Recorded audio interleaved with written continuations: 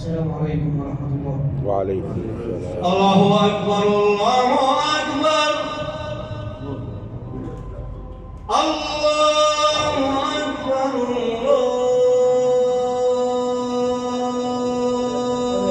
الله أكبر. أشهد أن لا إله إلا الله أشهد أن لا إله إلا الله أشهد أن محمدا رسول الله أشهد أن محمدا رسول الله.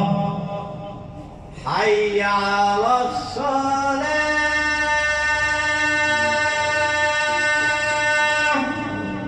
حي على الصلاة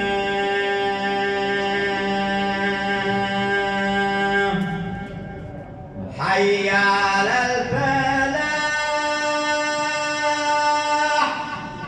حي على الفلاح.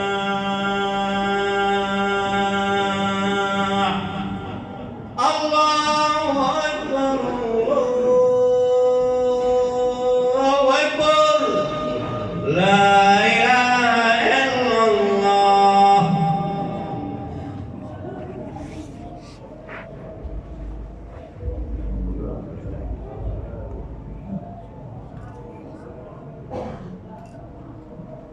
الحمد لله رب العالمين، نحمده ونستعينه ونستغفره ونستهديه، ونعوذ بالله تعالى من شرور أنفسنا وسيئات أعمالنا. إنه من يهده الله فلا مضل له، ومن يضلل فلا هادي له. وأشهد أن لا إله إلا الله وحده لا شريك له، وأشهد أن محمدًا عبده ورسوله. يا أيها الذين آمنوا اتقوا الله حق تقاته ولا تموتن إلا وأنتم مسلمون. يا أيها الناس اتقوا ربكم الذي خلقكم من نفس واحدة وخلق منها زوجها وبث منهما رجالا كثيرا ونساء، واتقوا الله الذي تساءلون به والأرحام إن الله كان عليكم رقيبا. إن الله وملائكته يصلون على النبي يا أيها الذين آمنوا صلوا عليه وسلموا تسليما. ثم أما بعد، تكلمنا في اللقاء السابق عن أمور الغيبة والبهتان والنميمة، وهذه كلها من حصائد الألسنة، كما قال معاذ بن جبل رضي الله عنه وأرضاه لرسول الله صلى الله عليه وسلم: وهل يؤاخذنا الله بكلامنا يا رسول الله؟ قال له النبي صلى الله عليه وسلم: ثكلتك أمك. وهل يكب الناس على وجوههم أو على مناخيرهم في النار إلا من حصائد ألسنتهم؟ صدق رسول الله صلى الله عليه وسلم. واعلم أن هناك مقولة لأحد الصالحين كان يقول أن أعضاء الإنسان كلها تقوم كل صباح وتخاطب اللسان وتقول: يا لسان اتق الله فينا، فنحن بك فإن استقمت استقمنا وإن اعوججت اعوججنا. يا لسان اتق الله فينا فنحن بك، أي متبعون لك. إن كنت تنطق بالحق فنحن كلنا على الحق، والحق أحق أن يتبع. وإن تكلمت في باطل فنحن بك، والباطل دائما وأبدا في الخسران المبين والعياذ بالله. بقى عندنا من أمور اللسان التنمر. والتنمر معناه السخرية، معناه الاستهزاء بالآخرين، معناه الكيد للآخرين، معناه أن الإنسان يحب أن يرى أخيه المسلم والعياذ بالله في موطن سيء أو مكان سيء أو موضع سيء.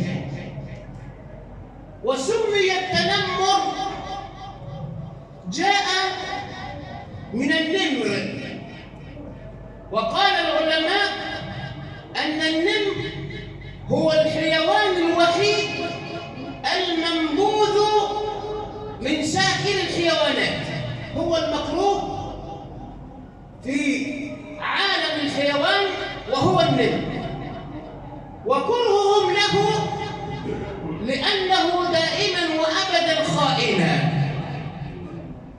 إذا سمي الإنسان الذي يتنمر بأخيه متنمرا، أي أنه أخذ أوصاف النمر دائما وأبدا خائنا والعياذ بالله.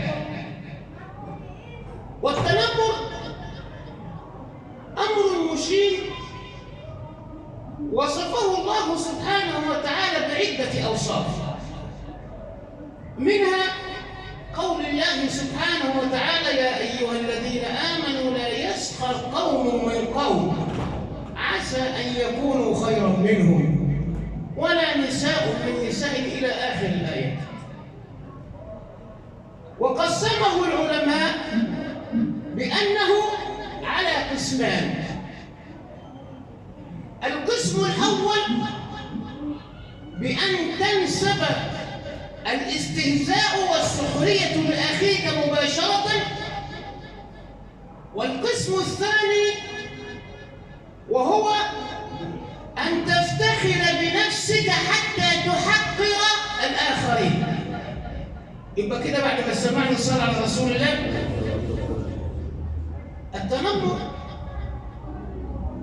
الذي يكرهه الله سبحانه وتعالى ويكرهه رسول الله صلى الله عليه وسلم والناس أجمعين، له أمر: إما أن تسخر من أخيك، وإما أن تتباهى بنفسك حتى تسخر منه. يبقى في كلا الحالتين أنت تسخر من الناس، وفي كلا الحالتين أنت لا تطيع الله سبحانه وتعالى، بل أنك توزع كل ما تقوم به من الحسنات للآخرين وتأخذ منهم السيئات التي يفعلونها. لأن النبي صلى الله عليه وسلم يقول: أتدرون من المفلس؟ قالوا: المفلس منا من لا درهم له ولا متاع. فقال النبي صلى الله عليه وسلم: المفلس من أمتي من يأتي يوم القيامة بصلاة وزكاة وحج، ولكنه قتل هذا وسفك دم هذا إلى آخر الحديث، فيأخذ هذا من حسناته وهذا من حسناته، حتى إذا فنيت حسناته أخذ من سيئاتهم فطرحت عليه فطرح في النار. هكذا يصف رسول الله صلى الله عليه وسلم الإنسان الذي يتكبر على أخيه المسلم. وهذا الأمر نجده دائما وأبدا أغلبيته بين الشباب. الألفاظ التي يتعاملون بها شبابنا في هذا المجتمع وفي هذه الأيام نجدهم يختارون ألفاظا يهينون بها أصحابهم وأصدقائهم، حتى أنهم يأتوا من كثرة تكرار هذا اللفظ يصير علما على هذا الرجل. انظر إلى رسول الله صلى الله عليه وسلم لما كان يريد أن يثبت لإنسان اسما أو لقبا يختار له اسما يفرح به ويفتخر به بين الناس. سمى سيدنا أبي بكر رضي الله عنه وأرضاه أبو بكر لأنه أول من ذكر بالإسلام، وكان هذا شرفا لأبي بكر رضي الله عنه وأرضاه. لما سمى أبا هريرة فكان هذا شرفا لهذا الصحابي الجليل، لأنه كان دائما وأبدا ملازما لرسول الله صلى الله عليه وسلم. أما شبابنا في هذه الأيام يطلق أسماء ما أنزل الله بها من سلطان على أحد الأشخاص الذين يتنمرون بهم ويسمونه اسما. يعني أنا أعرف واحد كده مسمينه إكس، وطبعا يمكن أغلبية الناس اللي قاعدين عارفين معنى مين هو اللي بيطلق عليه اسم إكس. واسم إكس ده والعياذ بالله حفظنا الله وإياكم يطلق على الكلاب. كيف تنسب اسما لإنسان كرمه الله سبحانه وتعالى باسم من أسماء تطلق على أكبر الحيوانات وهي الكلاب؟ انظروا إلى الله سبحانه وتعالى حينما يريد أن يشبه بعض الناس بالكلاب والعياذ بالله، فقال الله سبحانه وتعالى في كتابه العزيز: فمثله كمثل الكلب إن تحمل عليه يلهث أو تتركه يلهث ذلك مثل الذين كذبوا بآياتنا. أي أن الله سبحانه وتعالى يطلق هذه الأسماء على الكافرين والمكذبين بآيات الله سبحانه وتعالى، ونحن نطلقها على إخواننا المسلمين المؤمنين.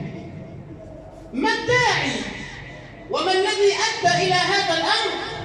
والله إنه لبعد عن الدين، جهالة بالدين، جهالة بأمور الله سبحانه وتعالى.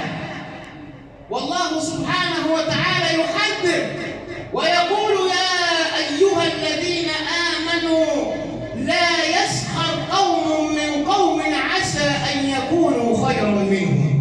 هذا هو التنمر، الاستهزاء بخلق الله سبحانه وتعالى، الاستهزاء بصنعة الله عز وجل. والتنمر لا يكون بالكلام فقط، بل أنه يقام بالأفعال أيضا، بضرب أحد الأصدقاء لأنه من الضعفاء. تلاقي كده الشباب الإنسان الضعيف اللي منهم يقومون عليه بالضرب، وإن أثار غضبا زود عليه الضرب، يعني زعل تلاقيه ضربه تاني. لما؟ لأنه ضعيف بينهم وهم لا يعلمون أن كل هذا أمر مخالف لقواعد الشريعة الإسلامية. فالنبي صلى الله عليه وسلم يقول: ليس منا، أي ليس من المسلمين ليس من المؤمنين من لم يوقر كبيرنا ويرحم صغيرنا ويرحم ضعيفنا. أن هذه الأمور في هذه الأيام كل هذا ما هو إلا نتاج البعد عن الدين، ما هو إلا نتاج أن الإنسان لا يعلم هل هذا الأمر يدخله النار أم يدخله الجنة، لا يعلم أن هذا الأمر هل هو في مرضاة الله سبحانه وتعالى أم يعود عليه بغضب الله والعياذ بالله. وإن كان يعلم يتكبر على أمر الله سبحانه وتعالى، لأن الكل يعلم أن الإنسان حينما يسخر من أخيه هذا الأمر قبل أن يغضب المسخور منه يغضب الصانع وهو الله سبحانه وتعالى. البر لا يبلى والذنب لا ينسى والديان لا يموت، افعل ما شئت كما تدين تدان، أو كما قال صلى الله عليه وسلم.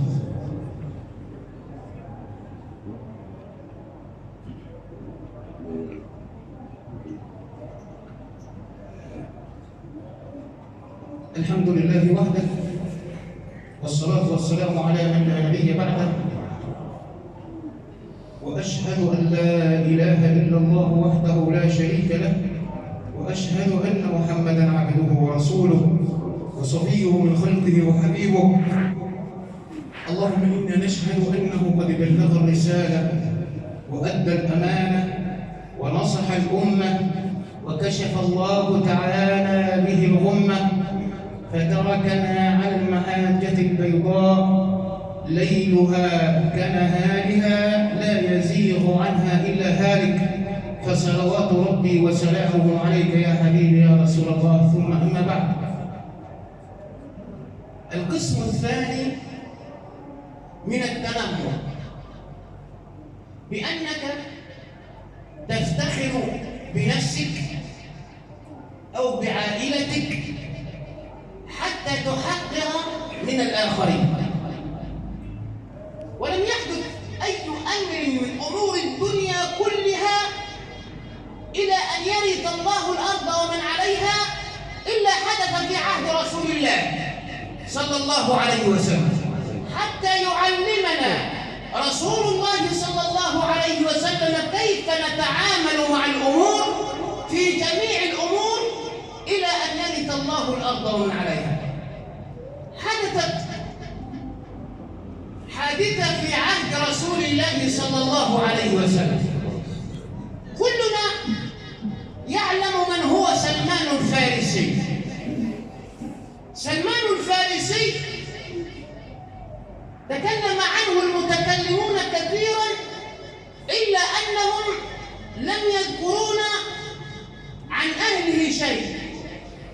كان هذا الرجل من بلاد فارس، وكان أبوه من عبدة النار، من عبدة الأوثان، وهو كان كذلك. ولكن الله سبحانه وتعالى لما من عليه بالإسلام أعلى قدره. ففي يوم من الأيام أحد الصحابة يسأل سلمان الفارسي: من أبيك؟ مش عايز يقول لهم أبويا فلان اللي هو كان بيعبد النار أو من الذين كانوا يعبدون الأوثان.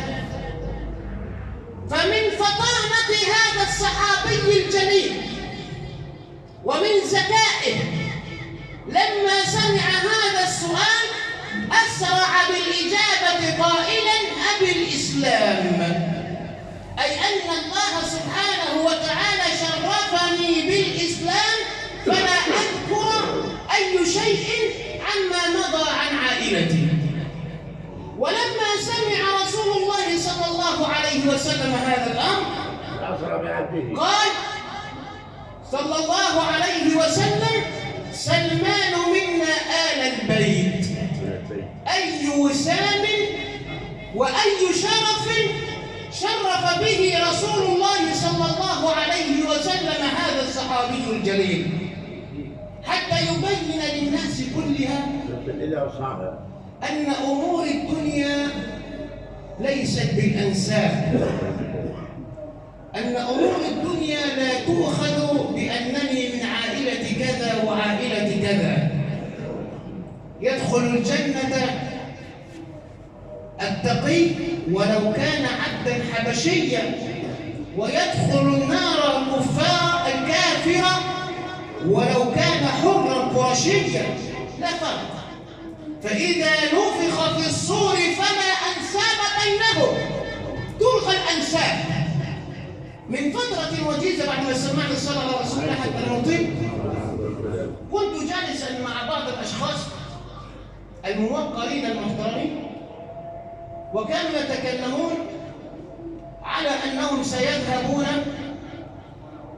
إلى دار الإصدار أو مش عارف دار إيه كده في القاهرة، اللي هم بيطلعوا منها شجرة العيلة كلها حتى يعرف نفسه من الأشراف أو يعرف نفسه أساسا من جاي من إيه حتة. كلكم لآدم وآدم من تراب، والنبي صلى الله عليه وسلم يقول: لا فرق بين عربي ولا أعجمي إلا بالتقوى. حتى أنهم ذكروا من بعض الكلام، جابوا اسما الله أعلم لربيصة أو كذا أو كذا، وقالوا حتى دي طلعت من الأشراف. يا سلام على الشرف! الشرف والنسب للدين، والشرف والنسب لرسول الله صلى الله عليه وسلم، والشرف والنسب للمعاملة. لو أننا في مجتمع وفيه إنسان غريب عن المكان، ما حدش يعرف هو من أصلا، ولكن له إنسان تقي عفيف، الكل يشهد له بالأمانة والشرف، وتأتي بإنسان احنا هنقول كده يعني بما بيننا من أحسن عيلة في البلد، لأن احنا قلنا الأنساب لله سبحانه وتعالى، وإذا نفخ في الصور فلا أنساب بينهم، ما حدش يقول أنا ابن فلان ولا ابن علان، لأن سيدنا علي بن أبي طالب كان واقفا رجلا أمامه متكبرا، فلما خاطبه عليه فقال له: أو ما تدري من تخاطب؟ أنت مش عارف أنت بتكلم مين؟ هو الكبر. أو ما تدري من تخاطب؟ فقال له أمير المؤمنين علي: أدري، أيوة أنا عارف، أخاطب إنسانا أوله نطفة مدرة وآخره جيفة قادرة. هذا الأمر على الجميع، هذا الأمر لا يخرج منه أحد، هذا الأمر هو الأساس. ولكن الذي يريد أن ينتسب لا ينتسب إلا بالدين، ومن أراد أن يعلو شأنه فيعليه عند الله سبحانه وتعالى وليس بين الناس، بأن يتقي الله سبحانه وتعالى. نسأل الله العلي العظيم أن يجعلنا من المتقين يا رب العالمين. اللهم اجعلنا من المتقين يا رب العالمين. اللهم طهر قلوبنا من النفاق يا رب العالمين. طهر قلوبنا من الرياء يا رب العالمين. اجعل المحبة دائمة بين المسلمين يا رب العالمين. اللهم أعد تأليف قلوب المسلمين بينهم كما كان على عهد رسول الله صلى الله عليه وسلم يا رب العالمين. اللهم ألف بين قلوبنا يا رب العالمين. اللهم يا مثبت القلوب والأبصار ثبت قلوبنا على طاعتك يا رب العالمين. اللهم يا مقلب القلوب والأبصار قلب قلوبنا على دينك يا رب العالمين. اللهم اقسم لنا من خشيتك ما تحول به بيننا وبين معصيتك، ومن طاعتك ما تقربنا به جنتك، ومن اليقين ما تهون به علينا مصائب الدنيا. متعنا بأسماعنا وأبصارنا وقوتنا ما أحييتنا، اجعله الوارث منا، اجعل ثأرنا على من ظلمنا، ولا تجعل مصيبتنا في ديننا، ولا تجعل الدنيا أكبر همنا ولا مبلغ علمنا ولا إلى النار مصيرنا يا اذكروا الله يذكركم واستغفروه يغفر لكم واسألوه من فضله العظيم يجبكم وأقم الصلاة. الله أكبر الله أكبر أشهد أن لا إله إلا الله أشهد أن محمدا رسول الله حي على الصلاة حي على الفلاح قد قامت الصلاة قد قامت الصلاة الله أكبر الله أكبر لا إله إلا الله.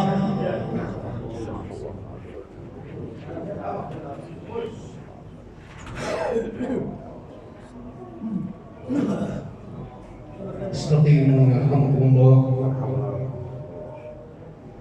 الله أكبر.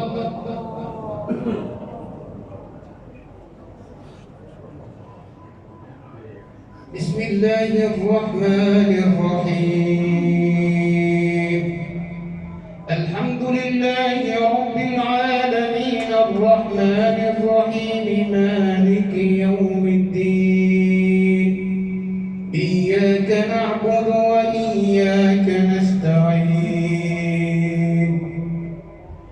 اهدنا الصراط المستقيم صراط الذين أنعمت عليهم غير المغضوب عليهم ولا الضالين.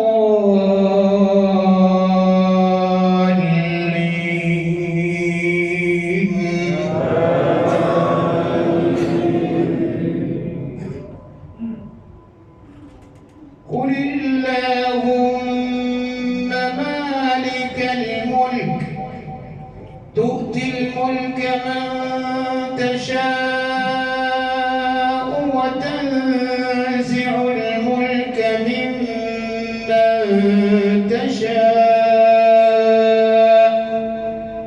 وتعز من تشاء وتذل من تشاء بيدك الخير إنك على كل شيء قدير تولج الليل في النهار وتولج النهار في الليل وتخرج الحي من الميت وتخرج الميت من الحي وترزق من تشاء بغير حساب. الله أكبر.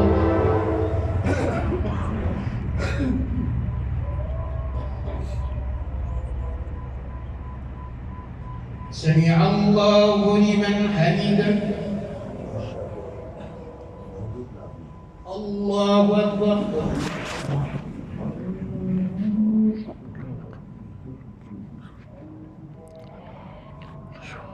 الله أكبر.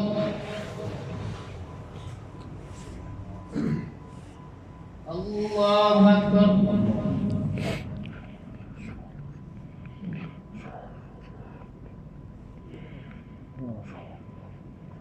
الله أكبر. بسم الله الرحمن الرحيم الحمد لله رب العالمين الرحمن الرحيم مالك يوم الدين إياك نعبد وإياك نستعين اهدنا الصراط المستقيم صراط الذين أنعمت عليهم غير المغضوب عليهم ولا الضالين.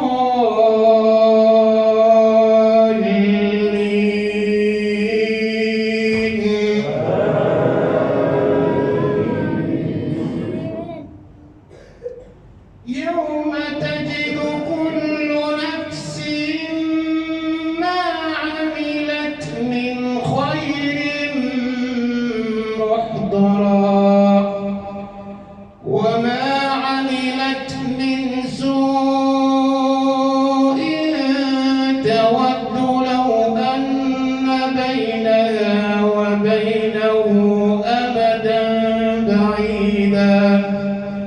ويحذركم الله نفسه والله رؤوف بالعباد. الله أكبر.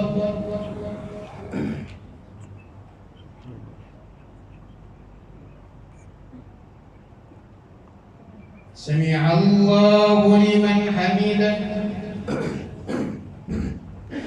الله أكبر.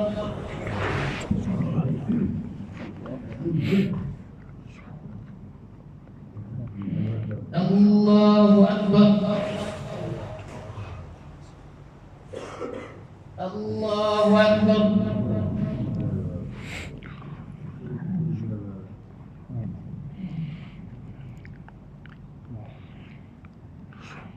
الله أكبر.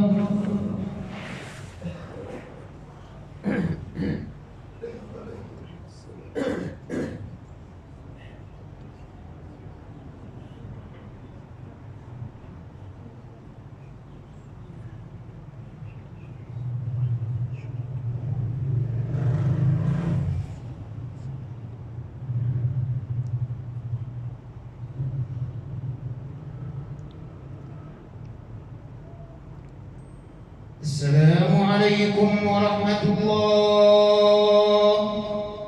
السلام عليكم ورحمة الله.